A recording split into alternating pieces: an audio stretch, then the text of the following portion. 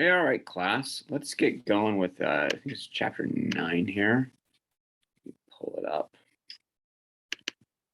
Share screen.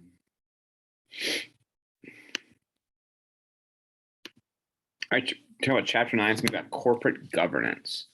Corporate governance, kind of in a nutshell, is how a company kind of just maintains its corporate structure, how it comports itself, and just kind of operates, and how responsible they are within that corporate structure. So, why is corporate governance important? For legitimacy. Companies seek legitimacy in several ways. The first is a company may adapt methods of operating to conform to what it perceives to be the prevailing standard. What is that standard, that commonly accepted standard in the corporate world, and how are they basically kind of going to toe that line? Second is a company may try to change the public's values and norms to conform to its own practices by advertising and other techniques. Essentially, the messaging that they're going to put out there about how their corporation is structured, how responsible they are, and just how they're going to try to kind of, from a marketing and messaging standpoint, essentially stay out of trouble. So a little bit more about legitimacy. An organization may seek to enhance its legitimacy by identifying itself with other organizations, people's values, or symbols that have a powerful, legitimate base in society. There's kind of an underlying theme, or not even underlying, it's kind of very kind of not, it's kind of overt in this topic, or in this chapter. It kind of harkens back a little bit to the stakeholder method or model, and the importance of it just not being just a really kind of top down power structure, but how corporations used to be, and how more inclusive it needs to be with all the stakeholders, of whether or not it's the employees, the people in the community, the general public, and how corporations basically govern themselves. That's kind of, in a nutshell, what corporate governance is. And there's corporate governance again. Corporate governance, what is it? It refers to the method by which a firm is being governed, directed, administered, or controlled, and to the goals for which it is being governed. For business to be legitimate and to maintain its legitimacy in the eyes, it should be of the public, it must be steered in a way that corresponds to the will of the people. So that's essentially just a fancier way of saying the stakeholders, making sure that you're kind of upholding the wills of the company to stakeholders and the people, the general public, and even not just the general public, but the specific public people who have a vested interest within the company, the corporation. What are the roles of four major groups? The shareholders within a corporate structure. The shareholders, who are they? What's kind of their role? They own stock in the firm, and according to the shareholder primacy model, this gives them ultimate control over the corporation. They own the company. Everybody owns small little pieces of the company, but it all collectively ends up being adding up to ownership of that company. Then there's a board of directors. The board of directors, they govern and oversee the management of the business. So you have the shareholders, the people who own the individual pieces of the company. Then you have the board of directors, which is essentially the at the kind of the director level, a bunch of people sitting around a boardroom making big decisions, and about the future of the company, the direction of the company. Then you have management. Those are just this group of individuals hired by the board to run the company and manage it on a daily basis. Shareholders essentially own the company. The board of directors manage the company. Management is hired essentially by the board of directors. And then you have your employees. Those are the people hired by the company to perform the actual operational work. Problems in corporate governance. There's always going to be some problems. It's the importance of the board independence. Because you're going to have some board directors. There's pros and cons for both. You have outside directors who are independent from the firm and its top managers. The pros and cons of that: if you have outside board directors, the pros are they come in with kind of a really clear view and clear vantage point of the company. They're not kind of distracted by the insiders, essentially. So you have clear views, clear opinions from the outside. The cons of that is they might not have kind of that institutional memory and knowing exactly what is going on within the company. which is good and which is bad. Then you have your inside directors. They have ties of some sorts to the firm. What are the pros and cons of that? The pros are they know what's going on with the company. The cons are they may be kind of stuck in their ways. They might be protecting people who are not pulling their weight or not performing well. So you can see the pros and the cons of the board, of having outside directors and inside directors with the board.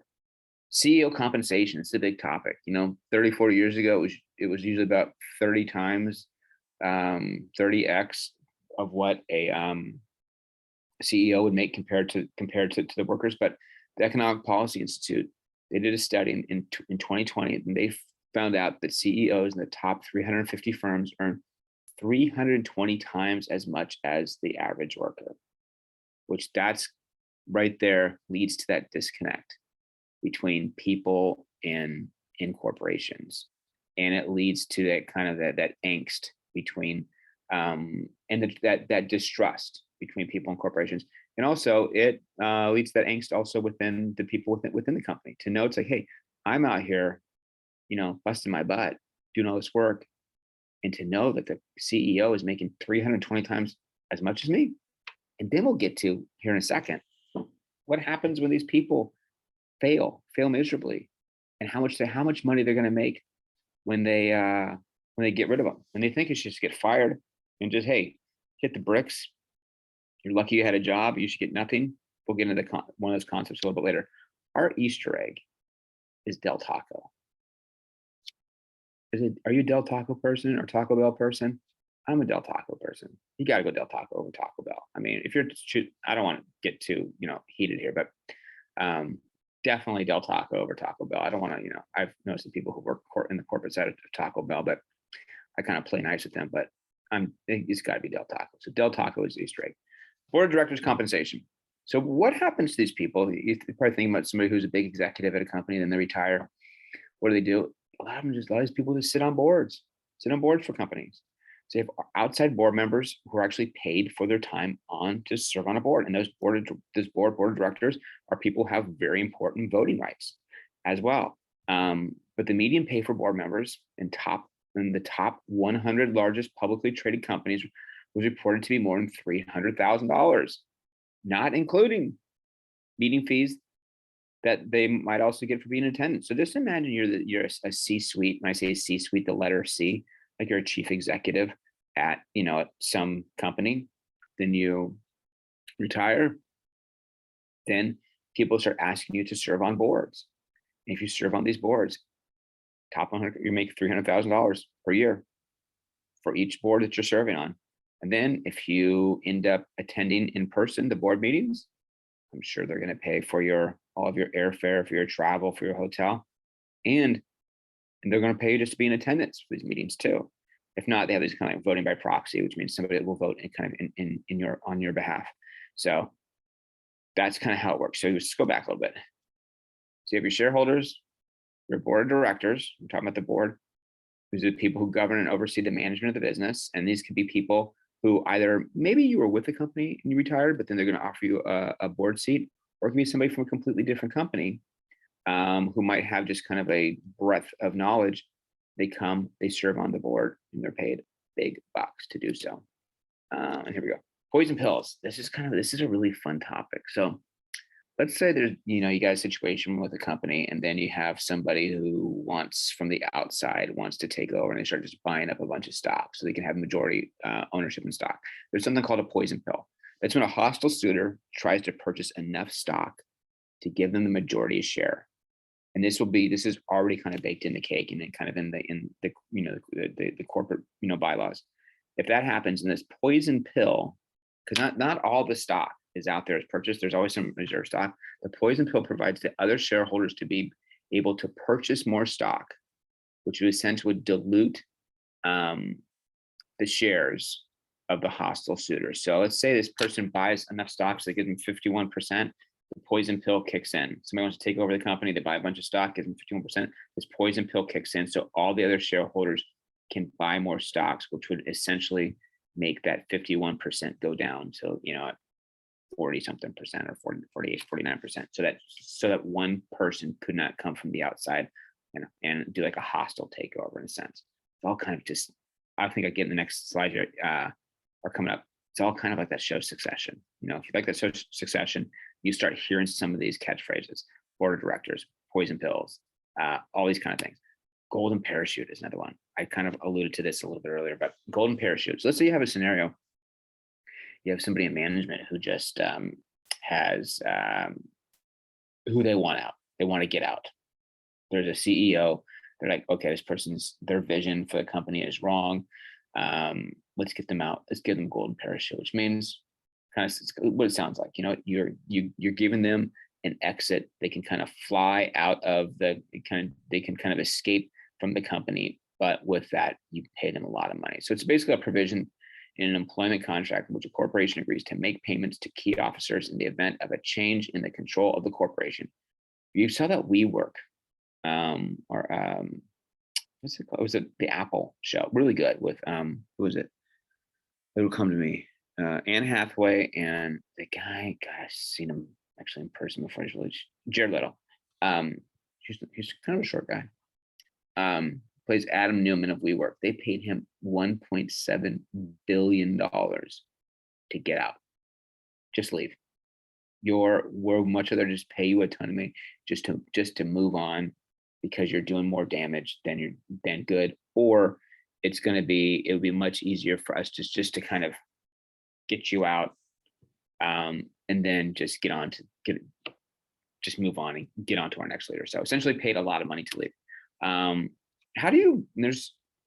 Corporate governance has not always been smooth and always been straightforward. So it's always been a struggle to improve corporate governance. And one of the big laws that changed, or that basically tried to seek out to change improving corporate governance, was the Sarbanes-Oxley Act of 2002. And so we'll kind of go through all these points here. This is kind of what it wanted to do is it limited the non-auditing services an auditor can provide. This is kind of like when somebody from the outside can come in and kind of start looking, or even a tax auditor can come in. Required auditing firms to rotate auditors. Why is that important? That's important because if you have one person who's going to come in and audit the company, look at the finances, make sure everything's on the up and up, you wanted to rotate those auditors, because if you had the same person coming in, they could get familiar, they can get comfortable, might be kind of, we talked about greasing them, earlier. They could be compensated, kind of on the side. So you want to make sure you have rotating auditors that are coming and look at the finances, make sure everything is done on the up and up. Enhancing financial disclosure requirements. So making sure that that there is kind of a wider breadth of financial disclosures that these companies have to do, and not just because sometimes you're going to have a company that they're going to, with their auditors, say, here's what we're going to report, because they know that that's going to look good. But enhances financial disclosure requirements so that you have to disclose more than sometimes even the company's comfortable with. But in the big picture, it's going to be better that way for the strength, financial strength of the company in its current capacity and moving forward. Requires that one auditing committee have at least one financial expert, which is, you're thinking like, when these people have financial experts, a lot of times on the audit side, it's more of the accounting. There's a big difference between accounting and finance. So you can have, accounting is just basically how you account for your money. And a financial expert is basically essentially what are your forward-thinking long-term views on the financial strength and security of a company. So make sure you have one auditing committee has at least one financial expert on there, a CFO type of person. Requires corporations must disclose whether they have adopted a code of ethics. So basically, kind of what are your standard operating procedures moving forward? What are your ethics? What do you stand for on as far as in the financial reporting side? The use of board committees. This is important. Why do we have board committees and how do we use them? One, to ensure that published financial statements are not misleading. Two, to ensure that the internal controls are adequate, kind of tying back to some of these Sarbanes-Oxley points here. Three, to follow up on allegations of material, financial, ethical, and logical irregularities. Very important. And four, to ratify the selection of the external audit. So you get that audit and they can ratify it and say, okay, this looks good. Or this is who we selected. This is good. Let's move forward. CEO duality. Just think about that movie or that TV show Succession a little bit. This occurs when the CEO serves a dual function, being both CEO and chairman of the board or chairman of the board of directors. So that's a situation where somebody has a lot of power. You want to kind of go down a weird rabbit hole, start looking at Mark Zuckerberg and how many board seats he has with Facebook and Meta or whatever it's called now. He owns that company. I mean, it's gonna be impossible to get him and get his seat of power will never be taken away from him because he serves as CEO and then he also has many board seats. You can have multiple board seats. But when you have that CEO, they serve as CEO and the chairman of the board. You see, like you saw that on that show Succession with Logan Roy, all those kind of things where it's just these major kind of power plays and power ploys that people have to ensure that they have power. Shareholder democracy. Why is this important? For a lot of reasons, but this movement basically stems from the lack of power shareholders have felt, particularly in board elections prior to recent reforms. So shareholders kind of felt like there's this kind of this secret kind of clandestine operations going on with the C-suite level people, the board of directors, and they're just basically kind of run this company with whatever direction they want, when the shareholders should have a stronger voice. So this is the ability of shareholders to elect board members as essential to the governance process because the elected board members will govern the corporation and govern it in a responsible way moving forward. Because you want to have, a kind of a good mix of insiders and people who are independent. Depending upon the company, you have some companies who will kind of have that kind of incestuous, toxic culture. You're going to want more outsiders to come in and serve on the board. Because and why it's important, because you can have some people who have stock options, like employees who have stock options within the company, and then they might not trust how the corporation is being led from a governance standpoint. And it's like, we want outsiders on this board. Shareholder lawsuits, it's not always gonna go nice, go sweet, go pretty. This is when shareholders feel that the board has not met their fiduciary duties of care, loyalty, and good faith. They can take legal action. It happened Bank of America. Bank of America did an acquisition with Merrill Lynch. They thought they were responsible with that. There's a beauty company, Coty, basically sued either board or their shareholders sued because they thought they paid too much to get Kylie Jenner involved with the company, and we're just basically paying, based on her name. So you board or shareholders absolutely can push back and have lawsuits against the company because they don't feel like the board is basically, and from a corporate governance standpoint, has the best interest for the corporation. Why is that important? Because as a shareholder, you own stock. You might own you own a lot of stock, and it's they're not met their fiduciary duties. With that, that's it. And I'll see you soon.